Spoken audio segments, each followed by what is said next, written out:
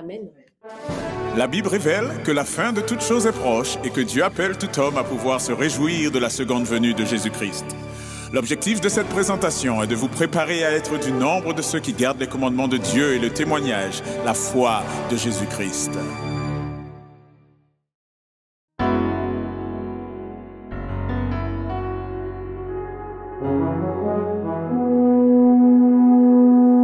Annonçons partout le dernier message du Seigneur Jésus revenant des cieux. Dans le monde entier, rendons témoignage au roi saint et glorieux. Annonçons partout la bonne nouvelle. Jésus réunit tous ses rachetés. Il vient leur donner la vie éternelle en publiant ses bontés. Annonçons partout le dernier message. Le Seigneur Jésus vient sécher nos pleurs, briser les liens de notre esclavage, mettre un terme à nos douleurs. Annonçons partout la bonne nouvelle. Jésus réunit tous ses rachetés. Il vient leur donner la vie éternelle en publiant ses bontés. Annonçons partout le dernier message. Bientôt nous verrons la sainte cité. Gloire à notre Dieu, chrétien, bon courage, car voici l'éternité. Annonçons partout la bonne nouvelle. Jésus réunit tous ses rachetés. Il vient leur donner la vie éternelle en publiant ses bontés.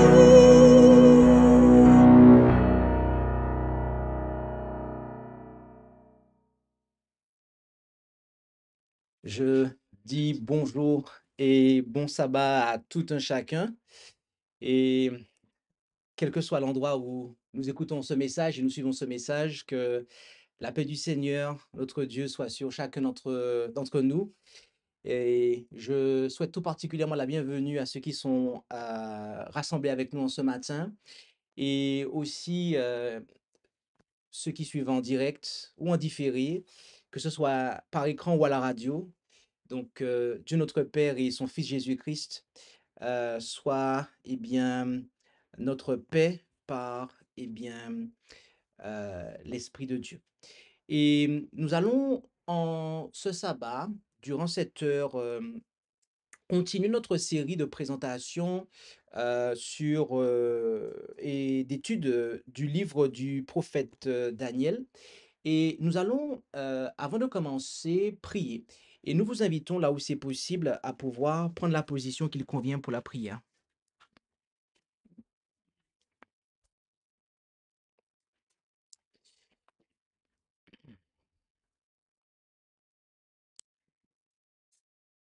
Prions. Notre Dieu, notre Père céleste, alors que nous allons ouvrir ta parole, nous réclamons ta présence, ton Esprit Saint, afin que nous soyons conduits dans une juste compréhension de ce que tu as inspiré.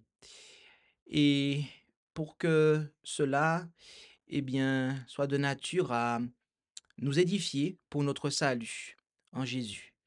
Et c'est en son nom que nous t'en prions, Père. Amen.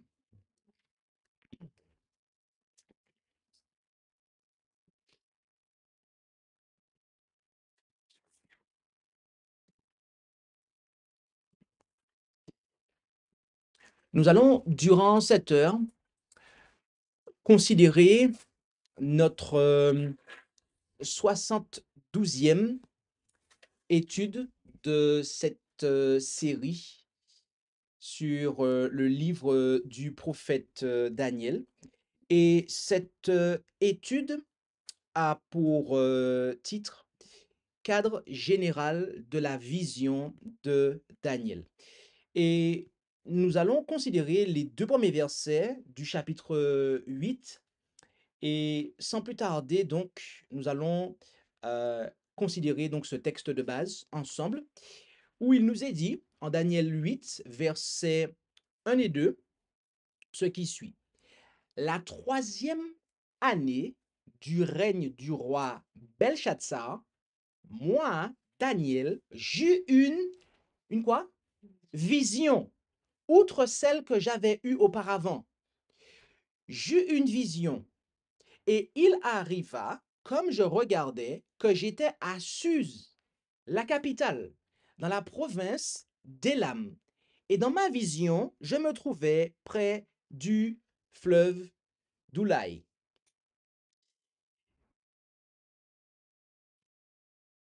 Amen. Nous sommes ici dans le chapitre 8 du prophète Daniel.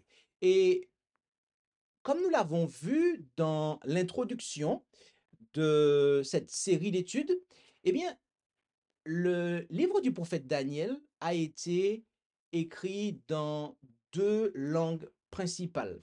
La première des langues de ce livre est l'hébreu, du verset 1 du chapitre 1 jusqu'au chapitre 2 au verset 4.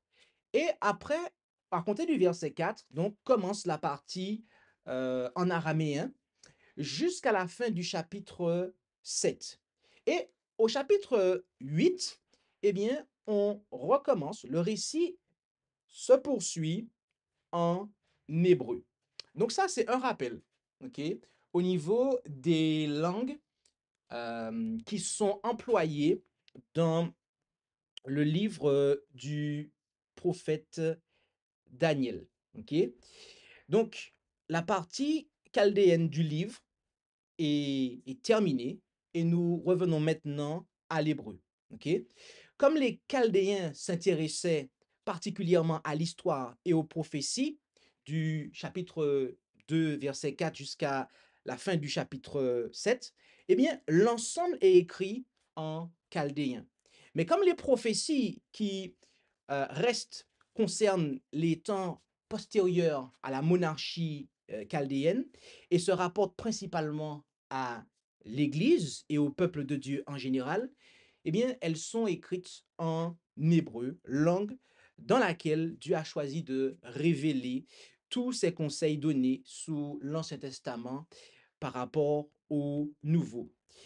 Et c'est l'une des rares prophéties des Écritures qui sont expliquées aux prophètes eux-mêmes. Je veux dire, ce que nous avons ici au chapitre 8 du livre du prophète Daniel, les prophéties qui sont contenues dans ce chapitre-là, eh bien, sont l'une des rares prophéties, sont des rares prophéties des Écritures qui sont expliquées aux prophètes eux-mêmes, comme on va le voir.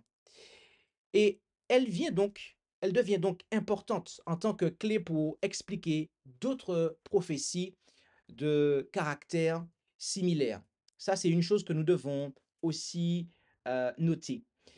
Maintenant, il y a un problème. Il y a un problème au niveau de la lecture historico-centrée et nationaliste. Ce chapitre, comme nous l'avons dit, marque le début de la partie hébraïque du livre. Et là-dessus, certains ont une interprétation, d'accord, assez particulière. Et ils pensent par exemple des choses comme ceci. On va faire mention de deux commentaires bibliques et de manière à pouvoir analyser un élément et on va prendre un commentaire, le commentaire de, par exemple, Robert Jamieson, ok, entre autres, et A.R. Fawcett et David Brown, Commentary Critical and Explanatory on the Whole Bible, où ils disent ce chapitre marque le début de la partie hébraïque du livre et constitue la langue du reste. Les visions se rapportent entièrement aux Juifs et à Jérusalem. Donc, notez ce qu'il dit ici. Il dit ici qu'en fait, tout ce qu'il y a au chapitre 8, cela ne concerne que les Juifs et Jérusalem. OK? Et par la suite, il continue en fait. C'est la même chose pour ce qui est de Matthew Henry dans son commentaire, où il dit les visions et les prophéties de ce chapitre ne concernent que les événements qui allaient bientôt se produire dans les monarchies de Perse et de Grèce et ne semblent pas avoir d'autres références. Alors, j'apprécie effectivement le ton beaucoup plus nuancé de Matthew Henry ici et son humilité. Et toutefois, ce qu'il déclare ici, eh bien, nous allons le voir, n'est pas correct en aucune manière. OK?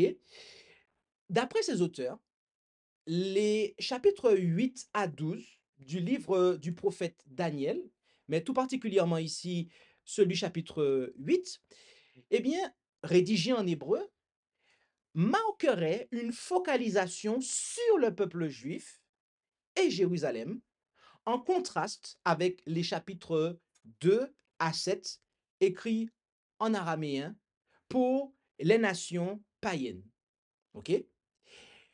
Et selon eux, ces visions viseraient à révéler aux Juifs seuls les épreuves qu'ils allaient traverser sous les empires perses et grecs, ainsi que leur destinée finale.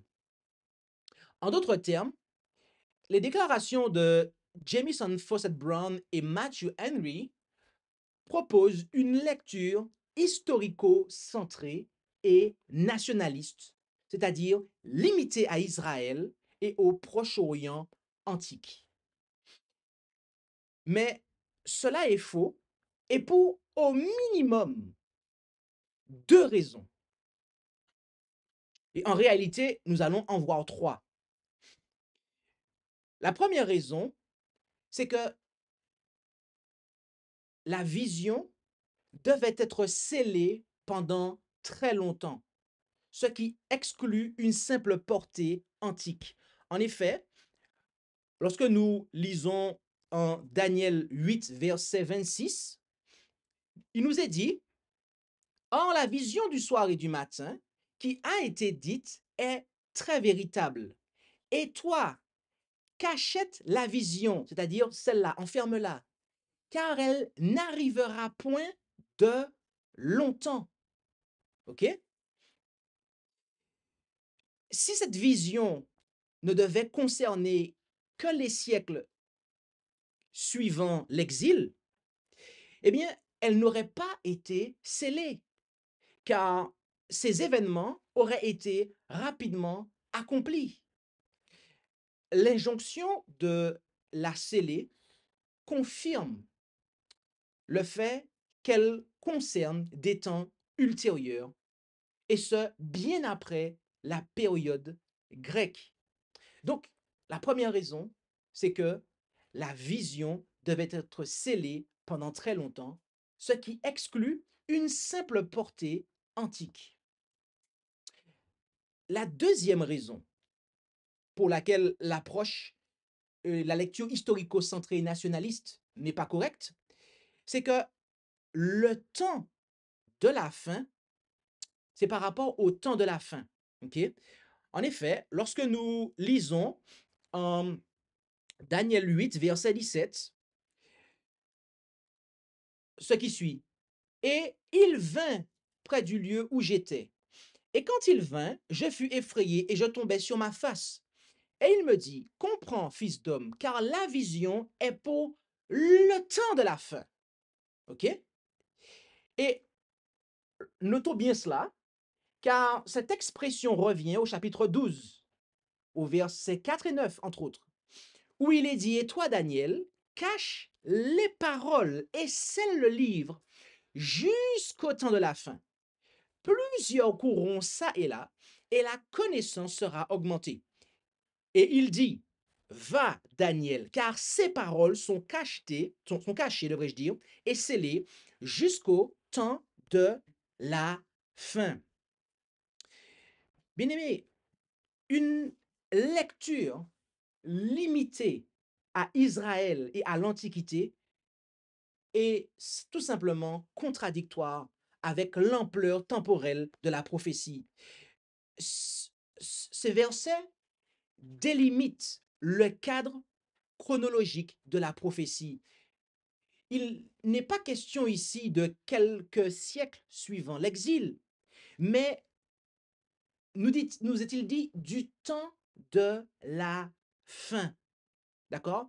En hébreu, le terme, eh bien, signifie l'extrémité. D'accord? Donc, c'est-à-dire la portion de temps qui est juste avant la fin des temps. OK?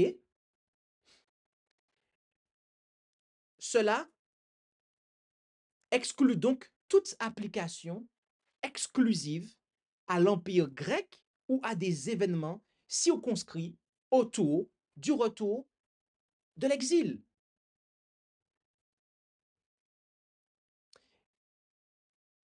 La troisième raison, eh bien, c'est la portée géographique et spirituelle du sanctuaire qui dépasse Jérusalem. En effet, en Daniel 8, versets 13 et 14, nous lisons, alors j'entendis un saint qui parlait et un autre saint disait à un certain autre qui parlait, jusqu'à quand durera cette vision, touchant le sacrifice continuel et le péché qui cause cette désolation, pour livrer le sanctuaire et l'armée à être foulés aux pieds. Et il me dit, jusqu'à 2300 soirs et matins, puis le sanctuaire sera purifié. Cette purification, celle dont il est parlé ici, n'a jamais eu lieu à Jérusalem après 2300 soirs et matins ou jours, et ce même si nous les comptons de manière littérale. Non, l'application correcte ne peut donc être qu'un jour prophétique, d'après ce qu'on voit en Ézéchiel 4, verset 6, soit 2300 années.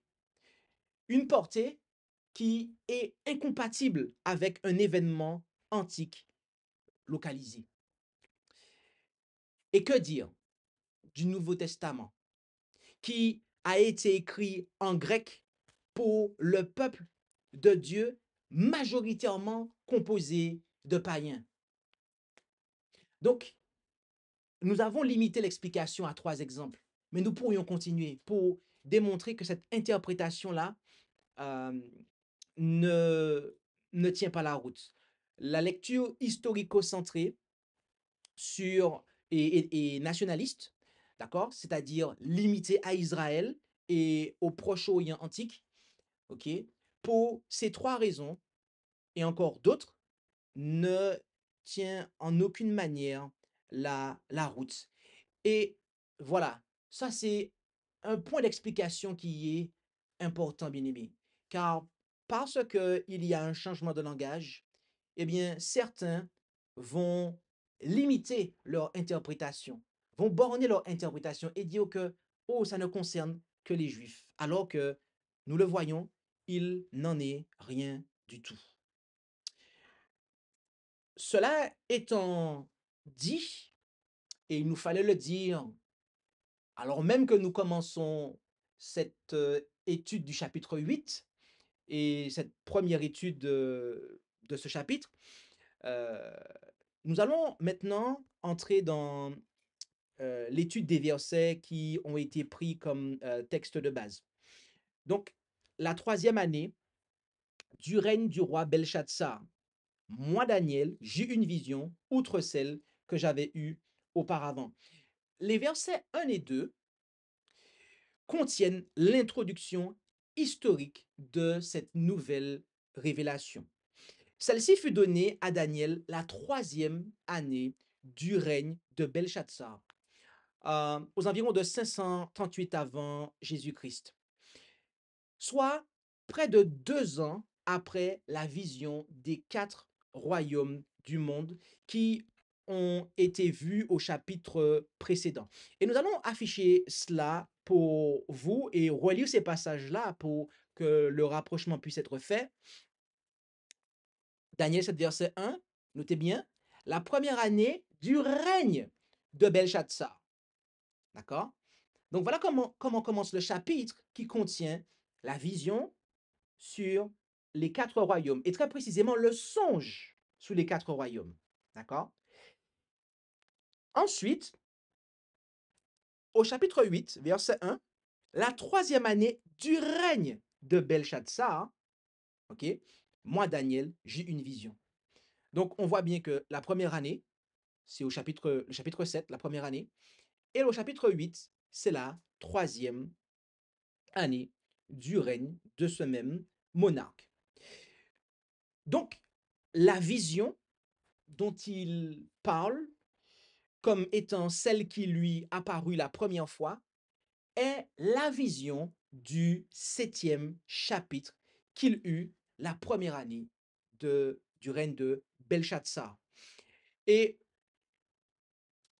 considérons maintenant à nouveau ces versets en plus d'un autre, car le texte nous dit que la 3e année du règne du roi Belshazzar, moi, Daniel, j'ai une vision. Remarquons cela ensemble maintenant.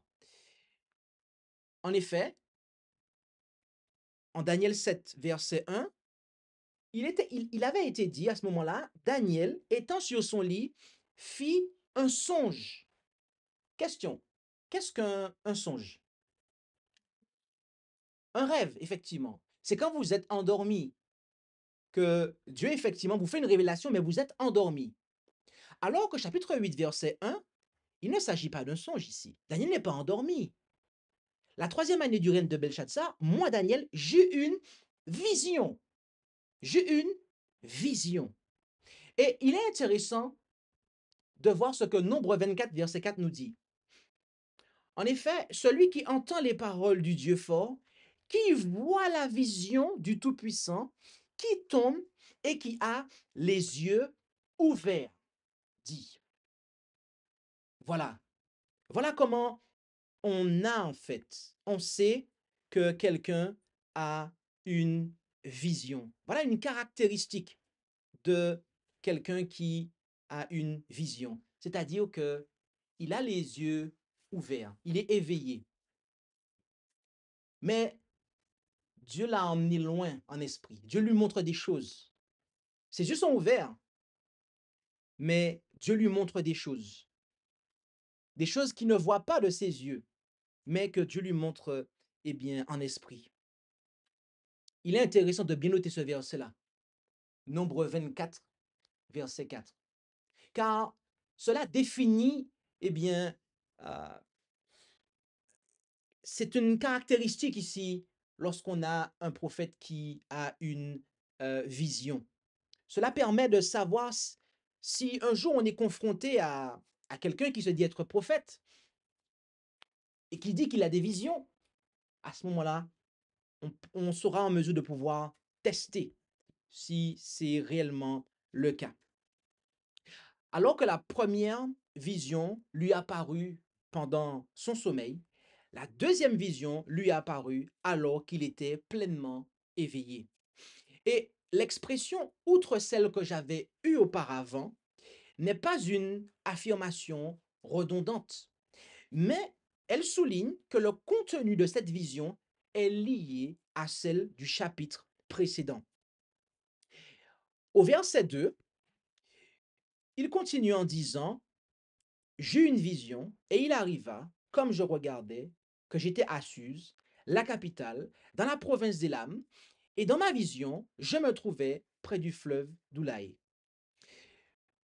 Comme le verset 1 indique le moment où la vision a été donnée, le verset 2 indique le lieu où elle a été donnée. Et arrivé à ce stade, les commentateurs bibliques entrent en désaccord. Oui, pour savoir si le prophète Daniel était physiquement présent à Suse ou s'il n'y était présent qu'en vision. Et je dois vous dire que effectivement, c'est une question qui est délicate. Maintenant, sur la base du contexte, il n'est pas nécessaire de déduire une présence corporelle. Je dis bien, il n'est pas nécessaire de déduire une présence corporelle. Pourquoi? Eh bien, parce que lorsque nous regardons le verset 2, comme il est affiché ici, il nous est dit, j'ai une vision. Donc, notez que la vision est là. Et on nous dit que il arriva, comme je regardais quoi? Je regardais quoi? Je regardais dans la vision. Comme cette vision était, je l'avais, donc j'étais en vision. Et comme j'étais en vision, comme je regardais, que j'étais à Suse, la capitale, dans la province d'Élam, et dans ma vision, je me trouvais près du fleuve d'Oulaï. Donc tous ces points-là, comme on va le voir dans quelques instants, en fait, ils sont situés au même endroit, en fait. D'accord?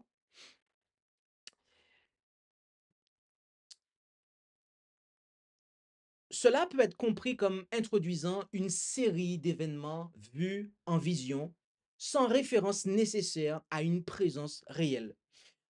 D'autres exemples de tels transports ayant eu lieu en vision, mais non dans la réalité, sont la visite d'Ézéchiel à Jérusalem, tel qu'on peut le voir en Ézéchiel 8, verset 3, où il nous est dit, et il avança une forme de main, et il me prit par les cheveux, et l'Esprit m'éleva entre la terre et les cieux, et m'amena à Jérusalem dans les visions de Dieu, à l'entrée de la porte du parvis dedans, laquelle regarde vers l'Aquilon, où était posée l'idole de jalousie qui excite la jalousie. Et aussi celle de Jean au désert, tel qu'on le voit en Apocalypse 17, verset 3. Et il me transporta en esprit dans un désert. Et je vis une femme assise sur une bête de couleur écarlate, pleine de noms de blasphème, et qui avait 7 têtes et 10 cornes. Et ceux qui croient que le don de prophétie a été manifesté après 1844 au travers du ministère de Sir Ellen G. White, eh bien, nous savons aussi, lorsque nous considérons dans Premiers Écrits, par exemple, page 32 et page 39, où, eh bien, en vision, il y a un transport à des endroits, eh bien, bien précis et qui existent en réalité. D'autre part, il n'est pas possible de prouver que Daniel n'était pas corporellement à Suse à cette époque. Il n'est pas difficile d'imaginer que ces voyages d'État ou privés les conduit à un moment ou à un autre dans l'ancienne métropole d'Élam, car au moment de cette vision, Élam était encore une province babylonienne. Bien que relativement insignifiante à l'époque, cette ville était destinée à devenir la capitale de la Perse après l'époque de Cyrus. Ok? Et c'est pourquoi Daniel y est transporté comme étant la capitale du royaume signifié par le bélier à 2 cornes, comme on le verra. En effet, et l'histoire le montre, l'histoire de Néhémie, fils de Akalia, il arriva au mois de Kisleu, dans la 20e année du règne d'Artaxerxès, que comme j'étais à Suse ou Suzanne, ville capitale, d'accord? Ça, c'est Néhémie 1, verset 1, ok? Et en Esdras 1, verset 2 et 5 aussi, on peut le voir. En ce temps-là, dis-je, le roi Assuérus, étant assis sur le trône de son royaume, à Susan, ville capitale, ok? La 3e année de son règne, il fit un festin à tous les principaux seigneurs de ces pays et à tous les serviteurs, de sorte que toute la puissance de Perse et de Médie, les plus grands seigneurs et les gouverneurs des provinces étaient devant lui, pour montrer les richesses de la gloire de son royaume et l'éclat de l'excellence de sa grandeur, et qui dura plusieurs jours, savoir 180 jours. Et au bout de ces jours-là, le roi fit un festin pendant 7 jours, dans le parvis du jardin du palais royal, à tout le peuple qui se trouva à Susan, ville capitale, depuis le plus grand jusqu'aux plus petits. Amen. Donc, ainsi, nous voyons ici que, eh bien, cette ville ici, Suse ou Susan, cela va dépendre de la version que vous utilisez, eh bien, est devenue la capitale à, à l'époque, eh bien, où les rois euh, de Perse et de Médie, eh bien, prévalaient, comme on le voit. Donc, il est intéressant de voir que le Seigneur a transporté Daniel en celui-là, justement, en vision, entre autres, pour que, eh bien, lui montrer des choses qui allaient se passer justement à celui-là et ce qu'allait devenir ce lieu. Bien aimé, l'étude ne sera pas très longue aujourd'hui. Et toutefois, nous avons des choses que nous pouvons dire arriver à ce stade. Nous avons vu que Daniel a reçu une nouvelle vision, n'est-ce pas? C'est ce qu'on a vu dans les 2 premiers versets. Il est dit que, outre celle qu'il avait vue auparavant, est-ce que Dieu nous a déjà montré des choses? Est-ce que Dieu nous a déjà parlé? Oui. Est-ce que vous vous êtes réjoui de cela? Quand Dieu vous a montré quelque chose, quand Dieu vous a fait comprendre quelque chose, est-ce que cela vous a captivé? Est-ce que comme Daniel, vous avez vraiment été intéressé au point que ça impacte votre santé même? Bien-aimé, cela montre, lorsqu'il nous est dit que Daniel a reçu une nouvelle vision, outre celle qu'il avait déjà eue auparavant, cela montre que Daniel n'a pas cessé de méditer sous les révélations précédentes. Daniel n'était pas oublieux. Il a fait le rapprochement. Voyez-vous, l'expérience spirituelle est quelque chose de cumulatif. Qu'est-ce que nous avons dit là? L'expérience spirituelle, c'est quelque chose de cumulatif. Dieu accorde plus de lumière à ceux qui sont fidèles à ce qu'ils ont déjà reçu. En effet, on va prendre 2 passages avec lesquels nous allons conclure, qui se trouvent premièrement en Proverbe 4, verset 18. Mais le sentier des justes est comme la lumière resplendissante qui augmente son éclat jusqu'à ce que le jour soit en sa perfection. Qu'est-ce que cela signifie? Traduction, pour ceux qui ne l'auraient pas compris. Est-ce que vous avez observé comment le soleil arrive à son zénith? Est-ce qu'en une seconde, il passe de 3 heures du matin à midi? Non. C'est comment? Progressivement. Eh bien, de la même manière, c'est la même chose pour le sentier des justes. Ok? La lumière augmente. Et en Matthieu 13, verset 12, il nous est dit, car on donnera à celui qui a, et il aura encore davantage, mais pour celui qui n'a pas, on lui ôtera même ce qu'il a.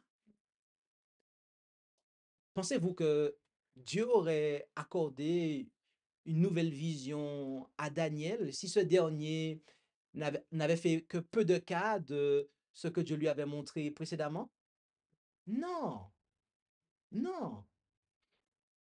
Il faut comprendre que Daniel avait eu une première vision. Celle qu'il avait eue avant, ce n'était pas ses visions à lui, c'était celle de Nebuchadnezzar. Là, c'est au chapitre 7, c'est vision qu'il a eue en songe. Mais on a vu à la fin du chapitre comment Daniel, eh bien, avait cela à cœur. Et il doit en être de même pour nous, bien-aimés. Ne néglige pas les vérités que Dieu t'a révélées. Reste fidèle dans l'étude, même si certaines choses demeurent encore voilées. Oui. Car rappelez-vous de ce que nous avons vu au chapitre 7. Est-ce que Dieu a donné l'identité des nations à Daniel? Il ne le lui a pas révélé. C'est au chapitre 8 que ça arrive, ça. Au chapitre 7, il y a des explications, mais il n'y a pas d'identité. Donc Dieu nous montre quelque chose, mais tout n'est pas encore clair. Et est-ce que parce que tout n'est pas encore clair, je dois abandonner l'étude? Non, non. Donc, ne négligeons pas les vérités que Dieu nous a révélées. Nous devons rester fidèles dans l'étude, même si certaines choses demeurent encore voilées. Pourquoi? Pourquoi? Tout simplement parce que Dieu éclaire progressivement celui qui reste à l'écoute, celui qui reste à l'étude.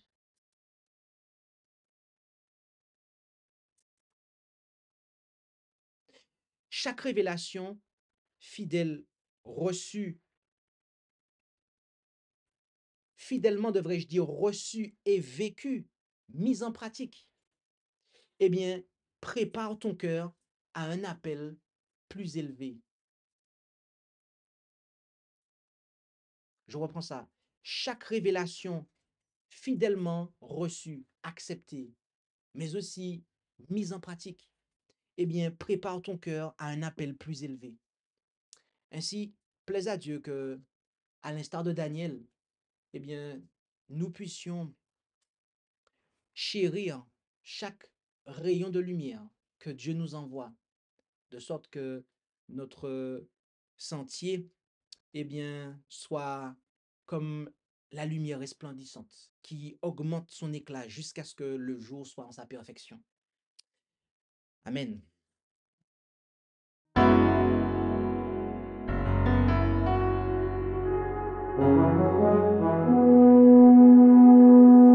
Annonçons partout le dernier message du Seigneur Jésus revenant des cieux. Dans le monde entier, rendons témoignage au roi saint et glorieux. Annonçons partout la bonne nouvelle. Jésus réunit tous ses rachetés. Il vient leur donner la vie éternelle en publiant ses bontés. Annonçons partout le dernier message. Le Seigneur Jésus vient sécher nos pleurs, briser les liens de notre esclavage, mettre un terme à nos douleurs. Annonçons partout la bonne nouvelle. Jésus réunit tous ses rachetés. Il vient leur donner la vie éternelle en publiant ses bontés. Annonçons partout le dernier message. Bien Gloire à notre Dieu, chrétien, bon courage, car voici l'éternité. Annonçons partout la bonne nouvelle, Jésus réunit tous ses rachetés. Il vient leur donner la vie éternelle en publiant ses bontés.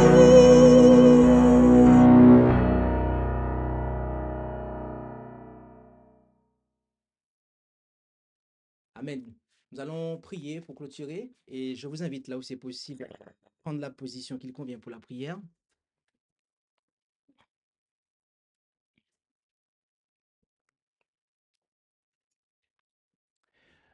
Notre Dieu, notre Père céleste, nous voulons te remercier pour ta parole qui est véritablement une lampe à nos pieds et une lumière sur notre sentier. Et c'est une chose certaine que les prophéties du chapitre 8 ne concernent pas que les Juifs et Jérusalem, mais vont bien au-delà, contrairement à ce que l'ennemi voudrait nous faire croire. Euh, et aussi, tu nous as permis de voir au travers de l'expérience de ton serviteur Daniel, comment tu désires agir envers chacun d'entre nous. Nous savons que tu donnes à ceux qui ont déjà, nous invitant ainsi à chérir tout ce que nous recevons de toi, de sorte que nous puissions en recevoir davantage. Alors, même si nous ne comprenons pas tout ce que tu nous montres, aide-nous à pouvoir être fidèles, à nous accrocher, à conserver et à méditer, à rechercher, à comprendre. Et ainsi, certainement, tu viens à notre secours et tu nous accorderas des lumières supplémentaires, de sorte que nous puissions croître dans la lumière. Bénis chacun d'entre nous. Et c'est au nom de Jésus que nous t'en prions et pour ta gloire. Amen. Merci d'avoir écouté cette présentation avec intérêt. Pour plus d'informations, consultez notre site internet lereste.org et suivez-nous sur Facebook ainsi que sur YouTube à @lereste. Vous pouvez aussi nous contacter par email à info@lereste.org ou par téléphone au +33 6 12 60 13 69.